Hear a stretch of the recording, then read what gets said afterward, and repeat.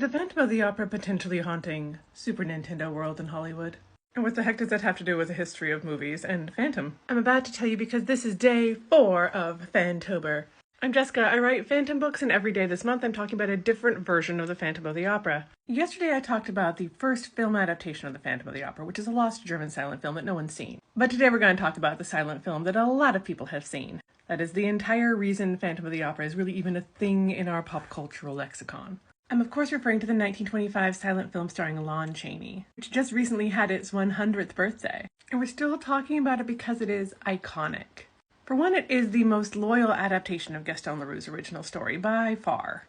Though after a lot of rewrites and reshoots, it did change the ending, as well as changing a lot of other little elements. It's the only movie version that gives us a version of the Persian, didn't mean for that to rhyme, and gives him the right hat, even though they changed him to Inspector Ledoux. The movie exists because of a friendship between Carl Laemmle, who ran Universal Pictures, and Gaston Leroux. They hung out in Paris in the 20s. Leroux was an early cinephile. He had his own movie studio. Laemmle commented on the Paris Opera, and Leroux said, "Hey, I have a book set there, and the character would be great for Lon Chaney, the man of 1,000 faces." Lon Chaney famously did his own makeup to bring Eric to life. It was an extremely uncomfortable process, but the shock for audiences in that first unmasking scene, and these results are undeniable.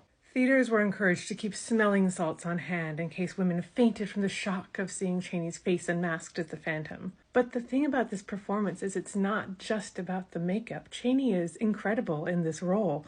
He has pathos and madness, and he's just incredible. Really tragic that he passed so young. We didn't get to see more from him, especially in talking pictures, because he was said to be the man of 1,000 voices as much as he was the man of 1,000 faces. Universal even wanted to return to this property and make a sequel to Phantom, maybe or maybe not with Leroux's involvement, but Leroux and Chaney both passed before anything could really happen there. Another incredible element of the movie was the set they built. A whole replica of the Paris Opera Auditorium, which remained on the Universal lot for 90 years.